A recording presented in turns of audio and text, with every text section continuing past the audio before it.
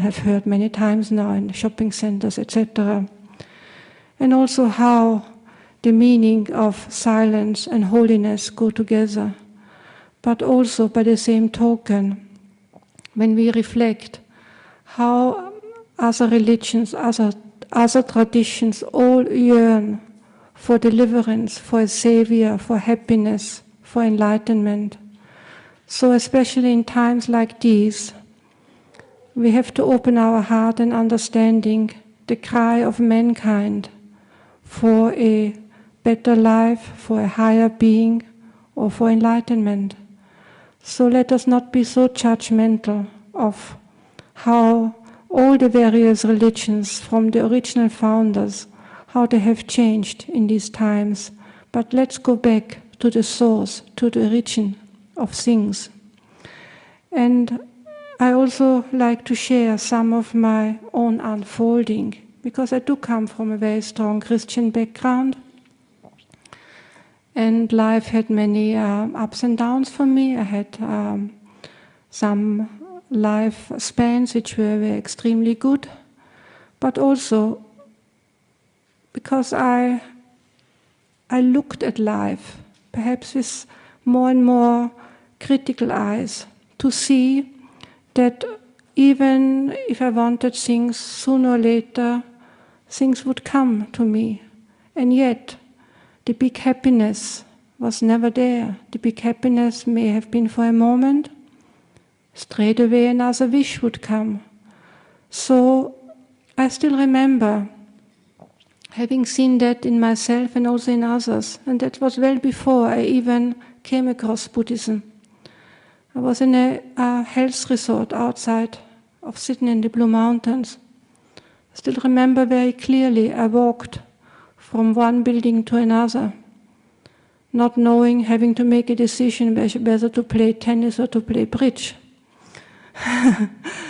But there was a tiredness in my mind, a tiredness of everything, and seeing that whatever I did, whatever I was trying to do so desperately, lasting happiness was eluding me.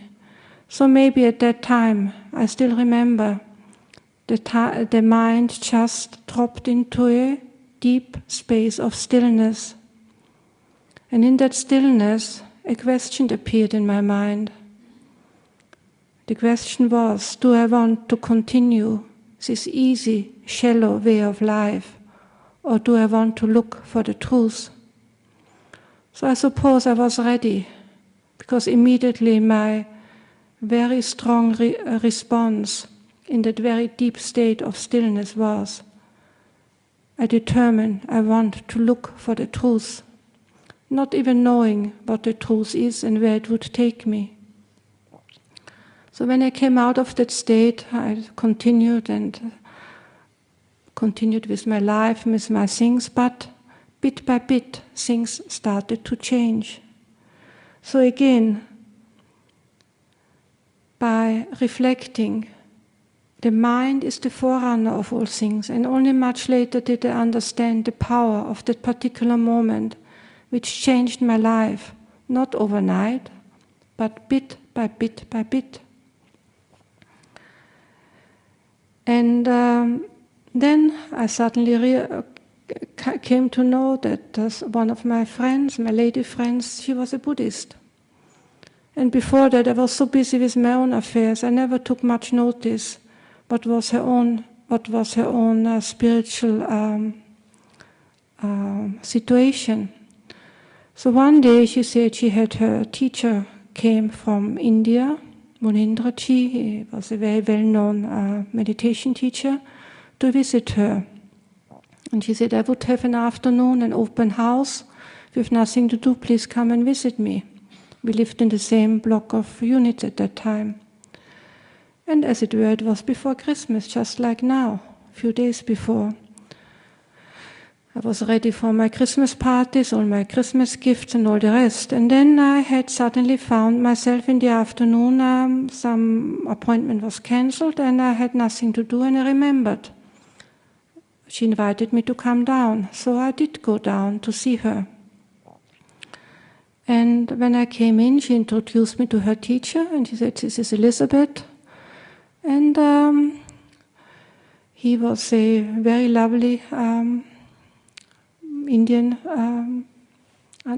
gentleman, Indian teacher, and he was also very inquisitive. So he asked straight away, "And what do you do?" So for me as a European, I was a little bit taken aback. Second question was, "What do you do?" But by the same token, maybe his presence, or maybe I was ready.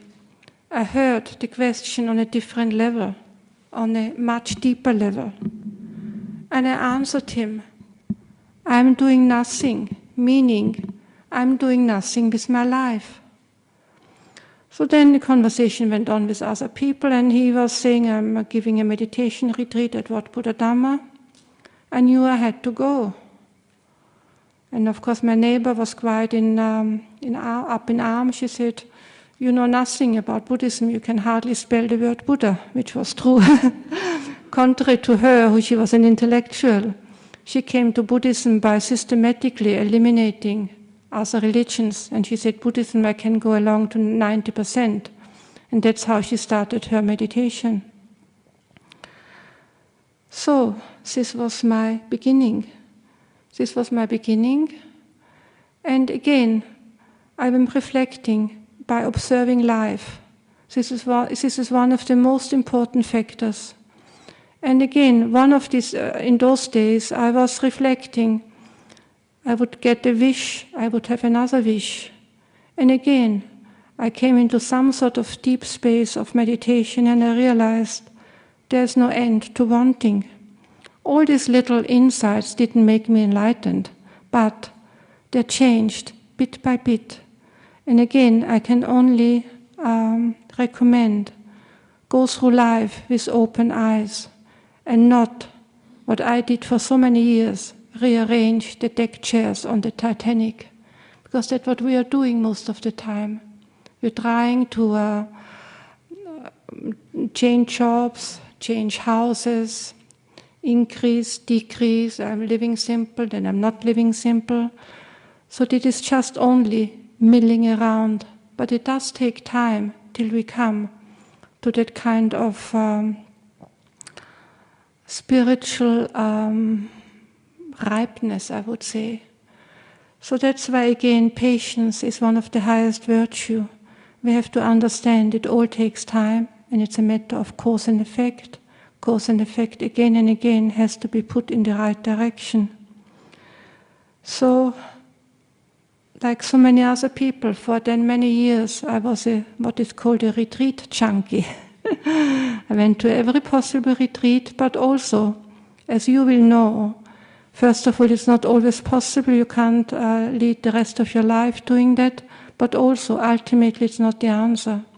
We have to make everything work for us. And as I coin a phrase, we have to turn our dust into gold. So the Buddha is the fully awakened one.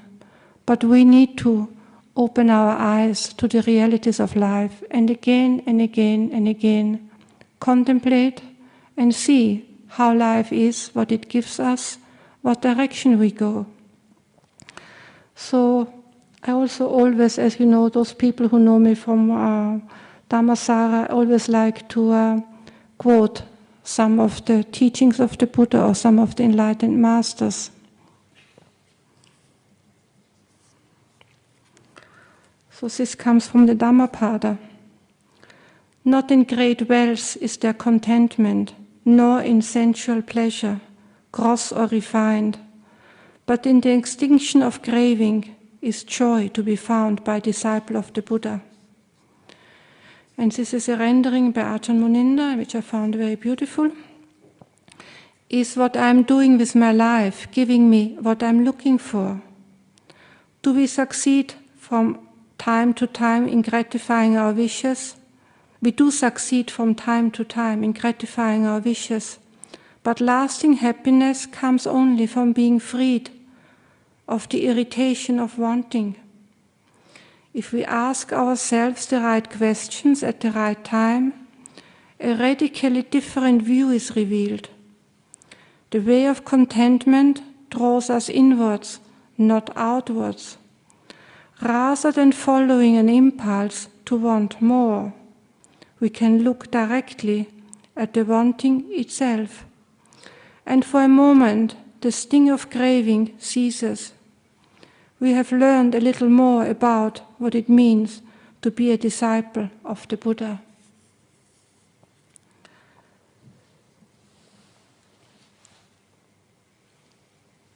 So I think all of us, from time to time or constantly, should ask ourselves, what is the purpose of our life? And in the beginning, we all tend to be very selfish. Or we go to the other extreme, that we feel we need to sacrifice ourselves totally for others. Both of these extremes are short-lived.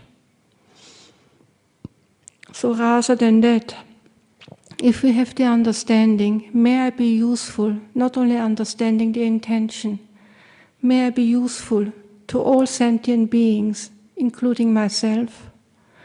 To me, that is a wonderful way to start the morning. That is a wonderful way to live. May I be useful. May I benefit other beings. In that way, you are no longer employed, no longer can pay you, even if you are paid wages. You are a free person.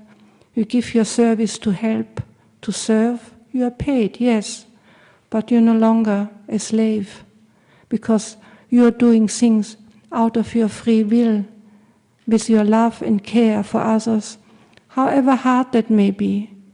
There's all hardships waiting for us. Life is hard as it is. We know this is samsara.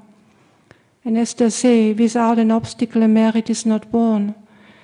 If we wouldn't have difficulties, how can we grow? How can we start to understand how life really is? How can we become strong if we don't face obstacles and try to overcome them in the true way, in the way of the Dhamma? So again, let's not forget, even so many of us have started off with different religions and then we say now I am a Buddhist.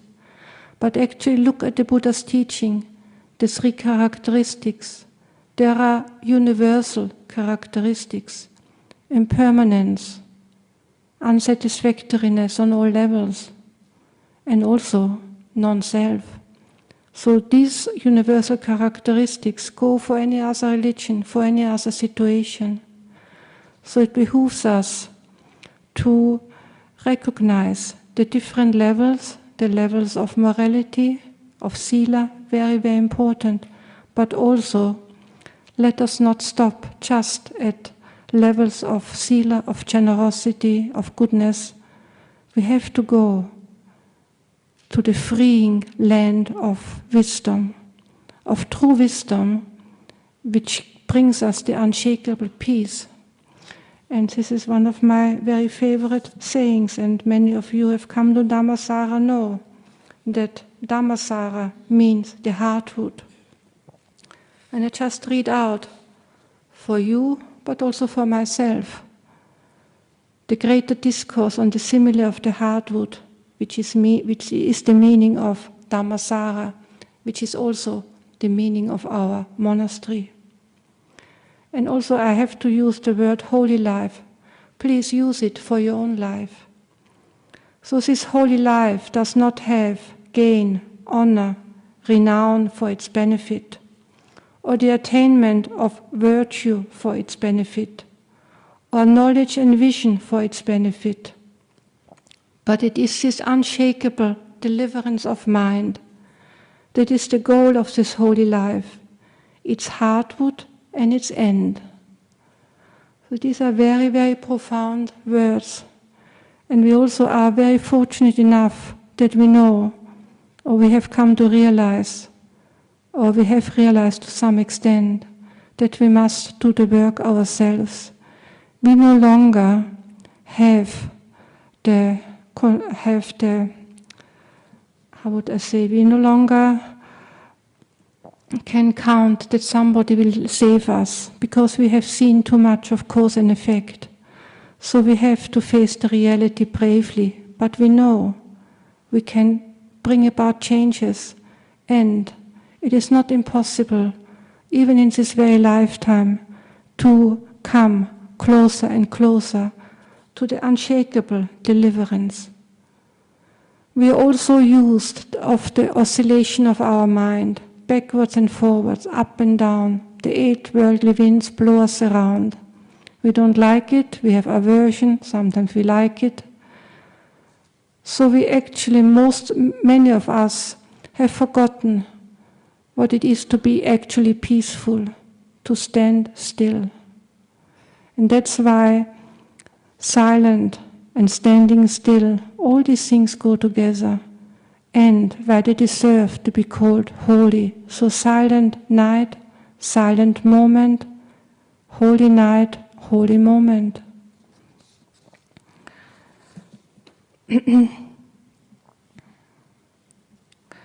And we all wish, as also when we continue to go on our spiritual journey, we still all want to belong. We long to belong to Buddhist groups, we are longing to belong to someone. Whether it's a husband or a wife, we have that need to belong to. We have that need for security. But this is ultimately not the real security. There are very few people, very, very few people indeed, who realize in the double meaning, the security from bondage. Because you will find, even if you think you have found a certain freedom, we're always bound by so many conventions. We're always bound by so many what people like us, don't like us. We want to be part of a group, we want to be liked. Unshakable deliverance is freedom from all known phenomena, but freedom which is based on a higher sense of morality, so we can be sure we will not harm anyone, but we also see as things truly are. And in our confused world, where there is so much on offer nowadays, there's so much to be seen, so much to be bought, so much confusion, so much goodwill. We all want to advance, we all want to change, but how do we do it? So we read, we go to this temple, we go to that temple. Even within the Buddha's teaching, there's many approaches. How do we come out of that huge amount of data which we are confronted with? How do we actually come back to the simplicity which is essential if we want to find the truth, but also if we want to find peace? So again, my second part of the Buddha's teaching, of the Buddha's reading is Mahapajapati Gautami, who was the stepmother of the Lord Buddha, but also the first bhikkhuni.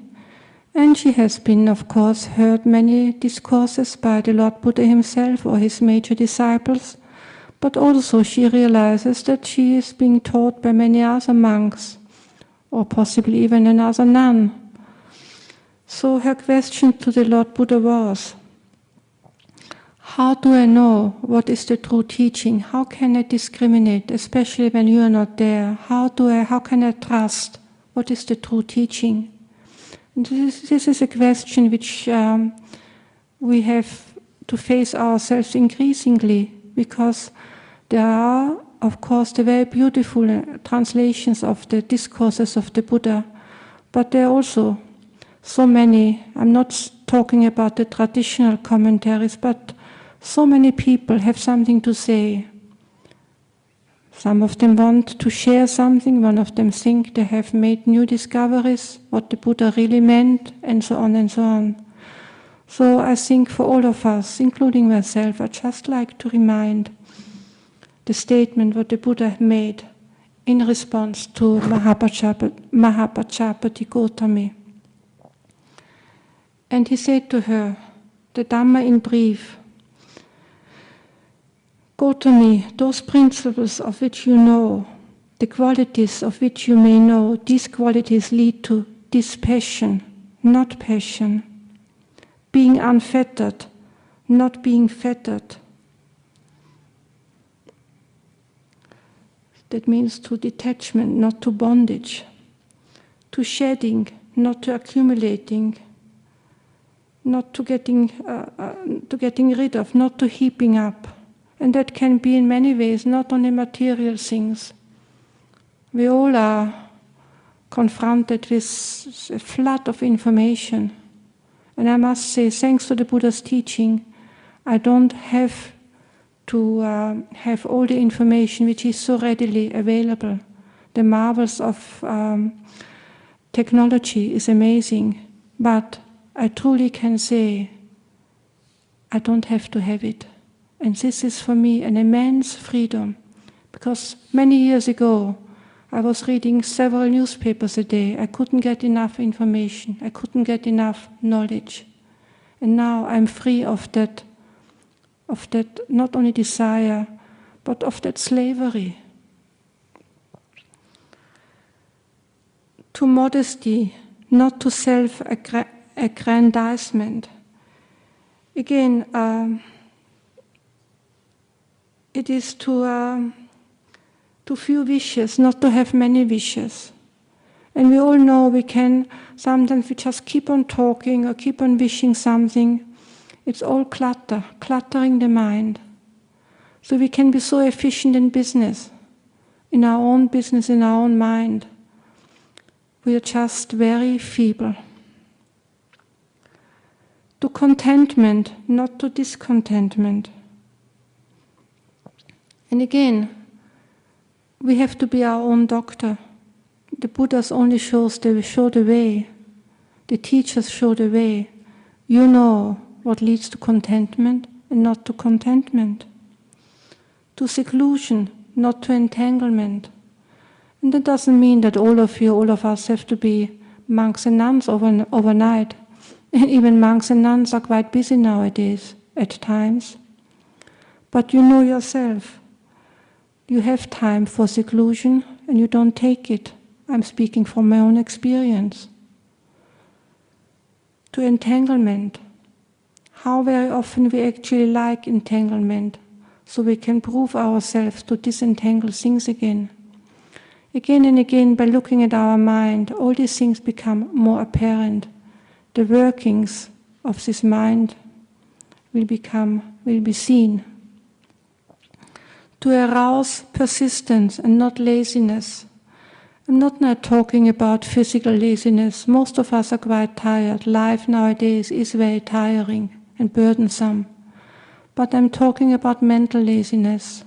Many times, rather than giving the mind a rest, we actually add more, another distraction, because we feel that will give the mind a rest. So this is our delusion. This is our delusion where we are sometimes, despite our best of knowledge, go in the wrong direction. To being unburdensome, not being burdensome. It means to be easy to support, not hard to support. To have a tendency to frugality. And it doesn't matter in what station of life you are. I have seen very rich people who have been very genuinely frugal and caring. And I've seen very poor people who out of other reasons are not caring. And if they have something, they are squandering it.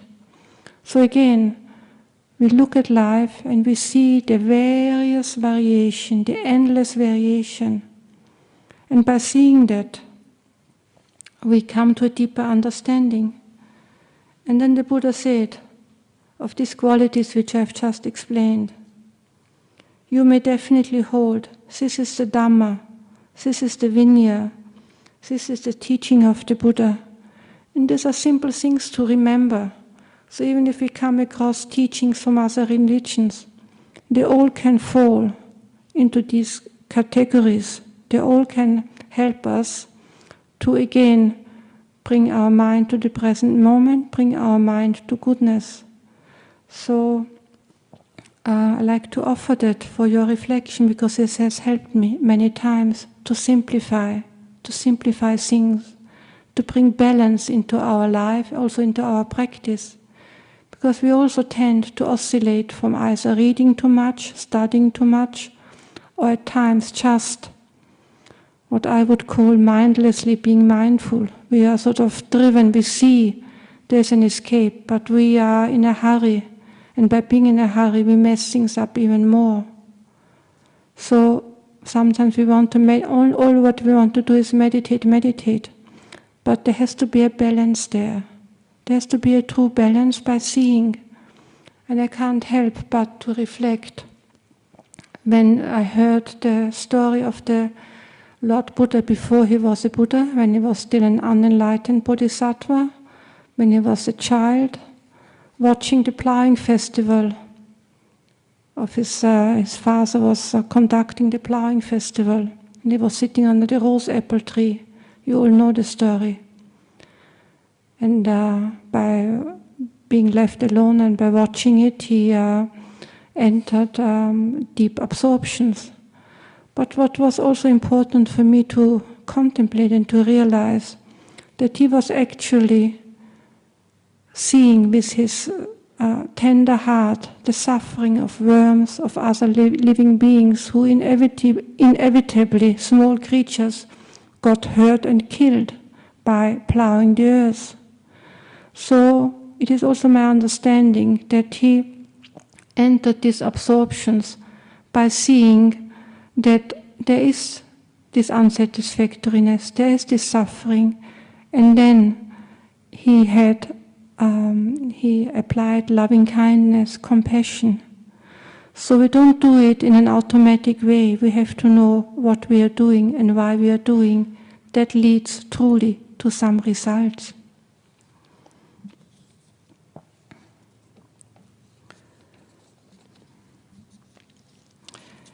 And I also like to, again, because sometimes we don't know, should we study, should we meditate, what do we do? There's confusion.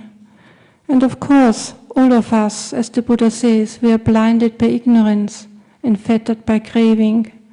So we don't see clearly. So we have to take that into account. We are patient with ourselves. We have compassion with ourselves and loving kindness for ourselves and also for others, because we are all in the same boat, maybe on different levels, but as long as we still perceive it as a boat, we are in the same boat. So I also like to share a small excerpt of a book. And it's been written by Instinct for Freedom by Alan Clements, who was also a monk. He studied and spent a lot of time in Burma. And I just read a short section out of it, and I hope that is permissible. I'm not quite sure how I go with all that, but I found it a very, very important section. The Sixth Council had appointed my main teacher, Mahasi Sayadaw, as the chief interrogator and Tipitaka Dara Sayadaw as the chief answerer. For the 3 years the Sixth Council convened, Mahasi Sayadaw asked Tipitaka Dara Sayadaw the most complex questions about the salient meaning of the Dhamma, according to the Buddha's teaching. And for 3 years, several thousand monks and nuns from every Theravada Buddhist country listened to the dialogue between the two senior Sangha members. This dialogue represented the essence of the 52 traditional Pali Buddhist texts and their established commentaries, totaling approximately 10,000 pages. Keeping this in mind, when I was given an audience with Tipitaka Dara Sayadaw, I asked this first question: what, sir, is the living essence of the Buddha's teaching? If I never read a Buddhist book, never read a page of the classical texts, what is the only thing I need to know to understand those teachings? What is the only thing necessary to know about those teachings in order to find liberation through living in this very life? And as I asked the question, he listened with a calm intensity, looking at me through his large black glasses with an unflinching gaze. He then leaned forward and said in a slow, even tone, "Know what you do." As he let his words fill the silence, he held my eyes with his own, then continued to speak. To know yourself, that is the essence. That's it, I thought. 10,000 pages and 26 centuries later, 4 words. Know what you do, and another 3. To know yourself. That's the essence. And over the next hours, and straight to my, anyway, the head goes on. It just also shows that we can read and we can have discussions for a long time. And by all means they are necessary. We need to know the framework of the Buddha's teaching. Good, because the Buddha came into existence. The Buddha's mission was to help us, to give us the framework and the teaching. But also we have to come again and again to the essence of it. Otherwise we end up discussing it, even if we are not really qualified. We keep on talking, but we have lost, or we are losing, the quality of observing carefully, not just in meditation, but in a natural way, life as it is, how we are, and how we perceive things from other beings, how life is around us, so we truly can step back. Not a matter of making sacrifices, not a matter of doing all sorts of, penances or other things. Just to see things as they are. That's all that is needed to lead us on more and more to liberation. And again I have to come back, that peacefulness, deep peacefulness is absolutely necessary because otherwise, when things are oscillating, how can we truly see what there are? How can we truly uproot something which is constantly moving, which we partly see, partly don't want to see? So, again, on this Christmas Eve, where for the Christian world it is a time for so much hope for the Savior, for all their Christian religious observances.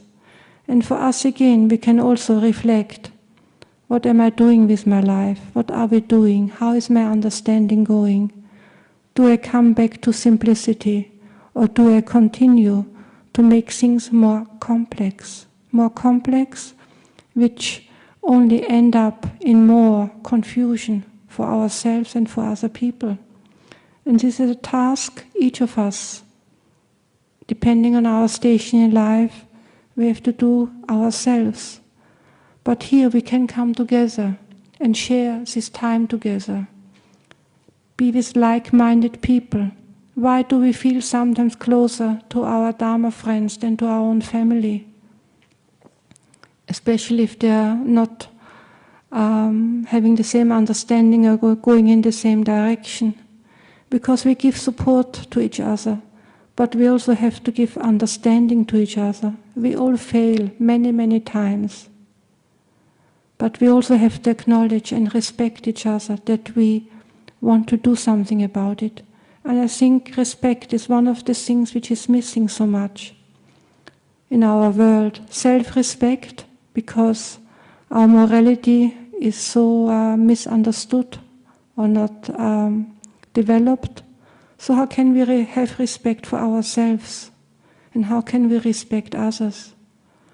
So as here, as our Dharma family, as our Dharma group, we certainly have great reasons to respect each other, even with people we have difficulties with, even with people we can do things which we cannot understand, but still we can show them the respect they deserve for trying to change their life, trying to walk this path, the Buddhist path towards liberation, towards goodness. There are so many opinions, there are so many reasons which constantly cloud our life. The less said, the better at times. because we cannot come to any conclusion. There are so many possibilities. It's like the Chinese looking glass. You look through it each time, the different combination. And I myself in my own practice, once I started to see there is a mind and there are all the ingredients of the mind, as it were, I could watch different emotions, brought different reactions. I saw things in different light, and it almost became a game by watching the same situation under different lights, under different influences, under different expressions. So again, I come back to very simple teaching like Ajahn Chah, not sure. Not sure when we judge others, when we judge ourselves. Please don't be sure, because there are so many explanations and actually none of them are firm. Nothing is set in concrete. Everything is forever shifting.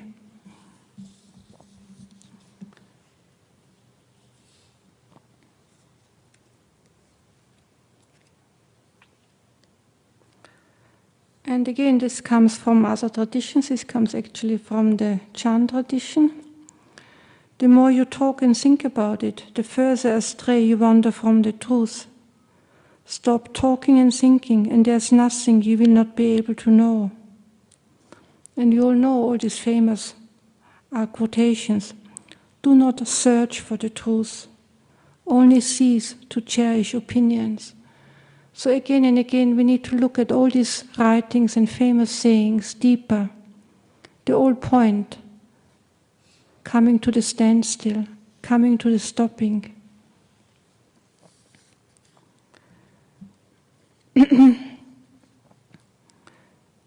But stopping doesn't mean we are dead. Stopping doesn't mean we are robots.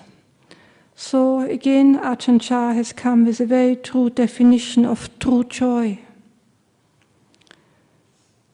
One man watches a river flow by, and please substitute the word river for life. One man watches a river flow by. If he does not wish it to flow, to change ceaselessly in accord with its nature, he will suffer great pain. Another man understands that the nature of a river is to change constantly, regardless of his likes and dislikes, and therefore he does not suffer. To know existence as a flow, empty of lasting pleasure, void of self, is to find that which is stable and free of suffering, to find true peace in the world. Learn to be still. In this stillness will come the true joy of the Buddha. So as time is coming closely to an end, and again, Christmas, the time of peace, the season's greetings, I like to again read a recollection on peace. I sit now before the Buddha and contemplate that by seeing the aggregates as empty, he attained great peace. It is his unmoved stillness and sorrowless compassion that shall be my inspiration. Those who are angry at injustice, impatient for change, despairing at tragedy, elated today and depressed tomorrow, are soon exhausted. But those whose minds are always still and who abide in peace are abundant in energy. They, like the Buddha, are islands of peace in a sea of turmoil and a refuge to all beings. Therefore, I will seek peace and quiet, avoiding always the loud, the noisy, and those who wish to argue. I will strive to restore harmony to those who are at odds. I will speak without abuse or harshness, gentle always, with words sweet and true. I will strive to be conciliatory and yielding, never being the source of conflict for others. May all who live in turmoil find the peace they long for. May my heart be free from agitation and defilements. May my abiding in peace help in freeing of the heart. So, having shared with you all my very favorite sayings, I like to finish with an aspiration. With the infinite goodness of Buddha, Dhamma and Sangha as our guide and refuge, may we be able to cultivate our minds. May our thoughts, speech and bodily actions be pure and righteous, and may our lives be firmly established in the Dhamma. May we brighten our minds with mindfulness and clear comprehension, and attain to the state of calm and peace, paving the way for the complete cessation of suffering and all forms of unsatisfactoriness. May we always cherish the qualities of understanding, awakening and bliss. May our lives be useful, not only for ourselves, but also for all sentient beings, for all those sharing the same fate in birth, old age, sickness and death. So it behooves us also to cultivate the understanding. The more we diminish the concept, the ego, our ego, the more we are sharing automatically. So it's very unfair and incorrect to say that we as Theravadins, we are selfish. When we truly come to the point of less and less ego, what is the result? It's an automatic sharing. We don't need to say, I share with you. Our whole life becomes more a sharing and a caring, but for others, but also including ourselves. So I would like to finish here now and offer you some time for some questions. I also have some bookmarks here. So it is a time of giving, so I have got nothing much to give, but there are some bookmarks about the Dhamma in brief, and also the awareness of the human birth, and also about the greatest blessing. Yes, Franz? No, people can. I don't have so many, but people who would like to have can come up and get them. So I know normally there's a question-answer session. I'm not sure whether I can answer all your questions, but if you have anything to contribute or to ask me, I will try to answer, and if I can't, I will say so.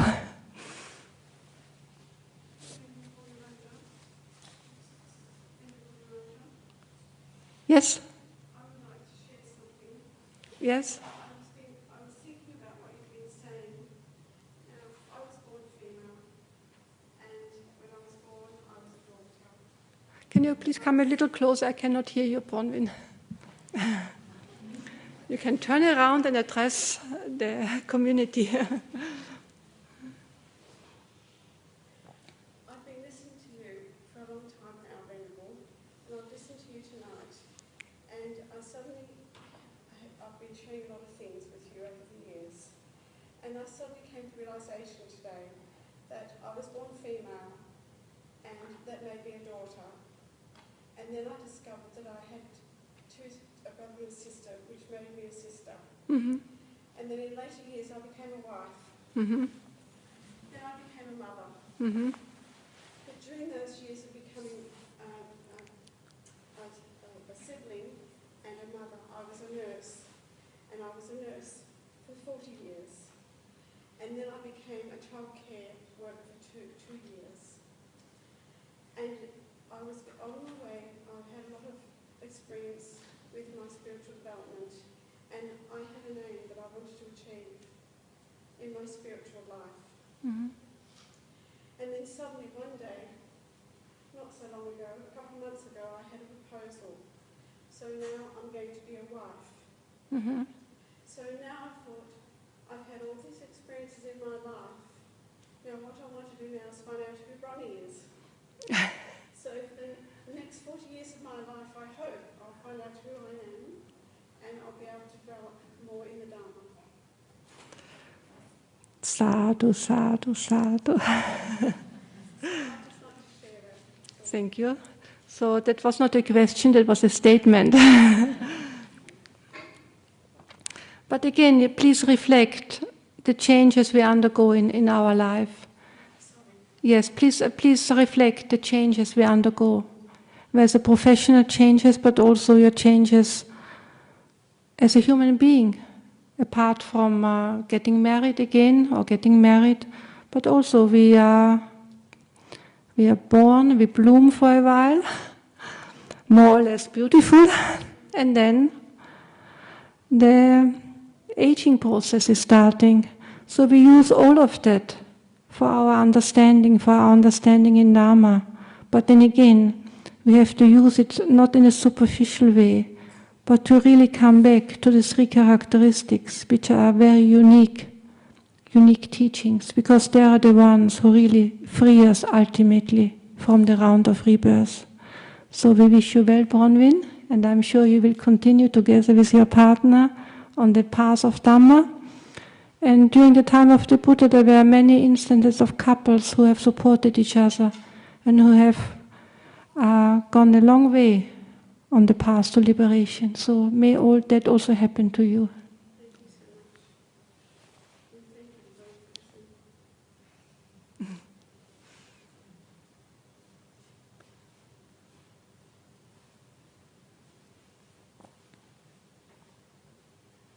Yes.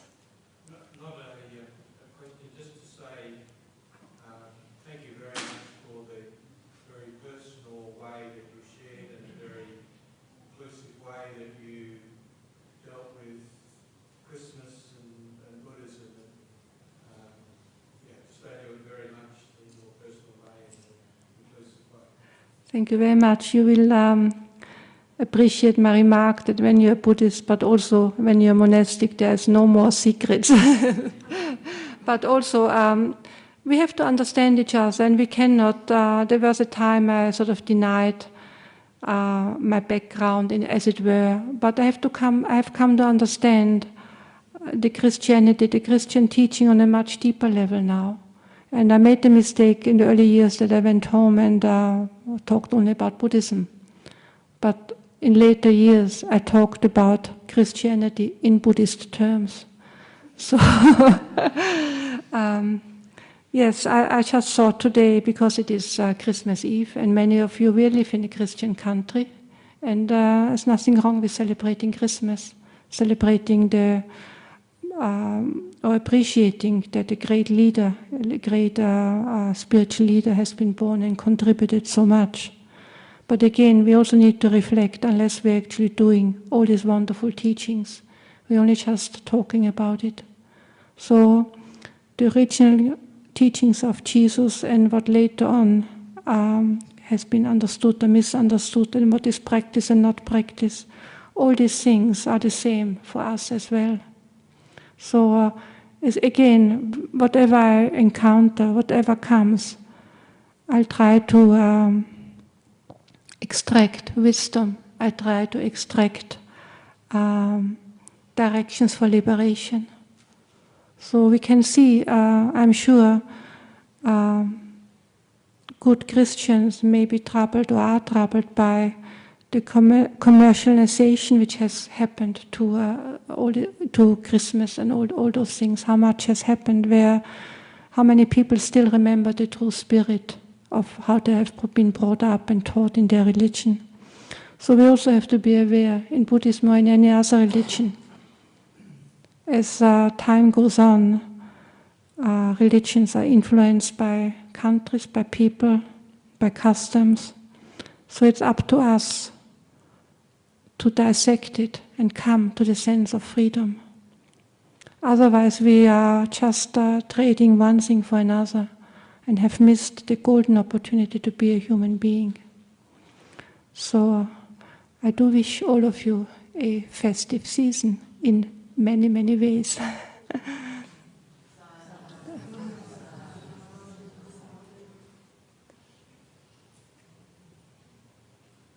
Yes. When you were growing up in Austria, Yes. what are some of the traditions that you celebrated? Ooh. Families at Christmas time? Christmas time. Well, I certainly can.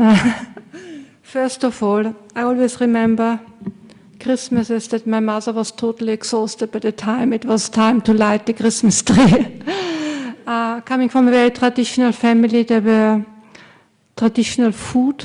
Normally on Christmas Eve we had you had to eat fish or something like that, if I remember, and all these different sweets. And then the Christmas tree had to be done properly, all these endless presents. And then there was the inevitable Christmas dinner, and usually with a large extended family, which I think is also very much custom in Australia, that families come together. But as you know, families from afar or close come together. Usually by the end of the Christmas dinner, there was already one argument going. And then we all made up again and trotted to midnight mass. So these are some of the memories. But again, everything was sort of drowned in what's supposed to be done. You know, all these rites and rituals, all this cooking, all these presents. And then the visits to be made, and the next day, certain specialities which were supposed to be cooked on Christmas Day. And so I also ever know that, of course, as a child you had a carefree time. But as you grow old, you can see how much of a burden, how much of a strain it was actually for the parents. So again, I want to say how wonderful it is, of course, when you see snow falling, and you see everything is becoming finally quiet, and even the most hardened person stops for a moment when the snow falls, and the cars are more silent, everything is more silent. So this is a way of nature teaching us that there's a coming and going, and there's also a time of silence. And also here in Australia we have the opposite now. We have very hot days, but also hot days to some extent immobilize us. So we also have some artificial quietness because we just need to rest if it's very hot. So as I say, whatever we experience, try to extract some meaning of it, because that also can help us. Not many of you, not many of us can be in constant deep meditation. So make your whole life an observance and a kind of meditation and a kind of contemplation. Bit by bit, all that will help you to get disentangled. So again, we come back to giving. Of course, in the early days, I grew up after the war, the gifts were very little and small, and later on, we were actually up to our knees in wrapping paper. By the time you unpack all your presents. So the whole meaning of giving has been lost. So what do we mean? What I mean now, we give our life for the benefit of other beings and ourselves. This is the highest meaning of giving. Because so much presence, and so also it's very nice to get a present and people think of you, that is all very nice. But the real giving has deeper and deeper meanings. It's for all of us, not only to explore, but actually to do it. So we not only give our time, we have kind thoughts. This is also a way of giving. Forgiveness is a way of giving. And many, many other things. So please, all of you, become self-sufficient, because the Buddha doesn't want us to be blind disciples. We have to learn to think again. Our forefathers were people of common sense, and we have lost that common sense to a very great degree. As they say, we have bartered the truth for trifles, or we have traded gold for silver. So certainly the world is as it is, you can't change it, you have to make a living. But there are times when you can disentangle yourself. And this is up to you. Nobody can force you, nobody can do it for you. You have to find that yourself by observing how life is. If you think life is good and perfect, the best of teachings won't help you. It's only by looking again and again and again you see things on a deeper level. That's why my repertoire, as it were, is very small. But over the years, I've come to more depths. So rather than knowing many things in a superficial way, I prefer to know a few things more in depth. So this is some of my little secrets to share with you. And please, if there's any other questions, please.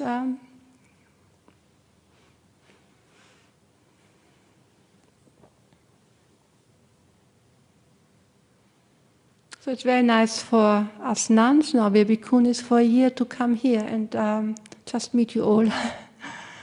Because we do interchange, you support us, but we also try to be an example for you, but also a support to you. So I didn't expect so many people on Christmas Eve to come today, so it was it's very nice. Yes, Lucky?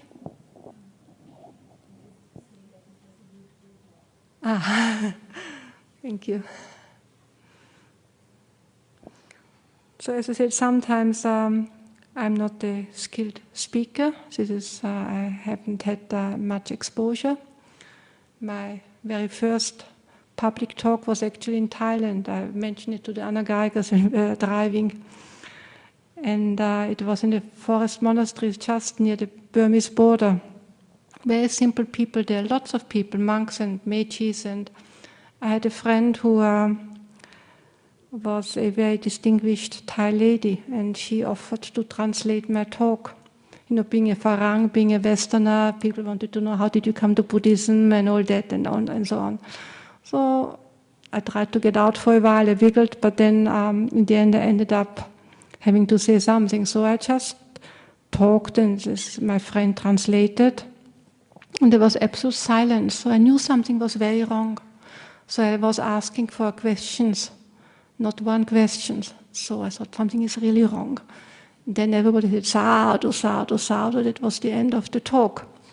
So then only a day later I heard that my friend, who had a very privileged upbringing, for some reason or other, while she was translating my talk, she fell into a very high upper class Thai, which the local villagers could hardly understand.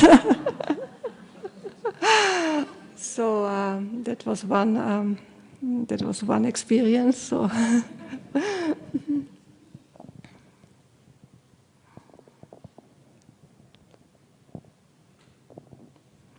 But it is good from time to time that we share our beginnings, what brought us to Buddhism. Each of us have different stories to tell.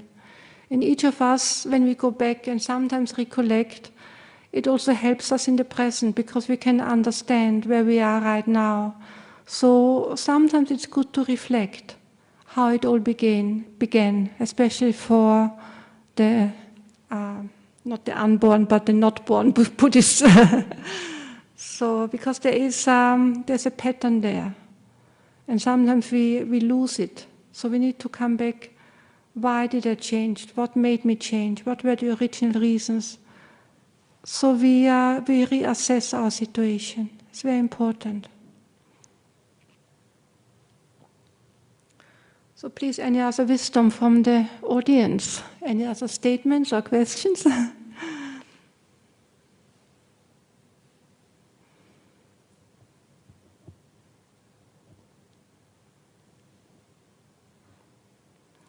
So it's Christmas, and especially the busyness is a good time for us to show our patience.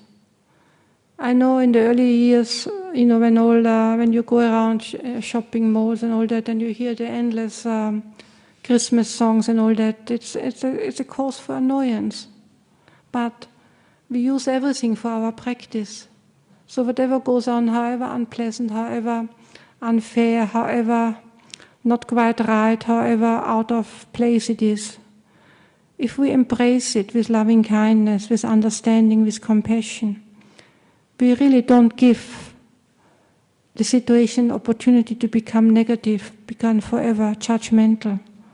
Wherever you look, there's so much to see, so much to judge, and so much to rectify. So what do you want to do?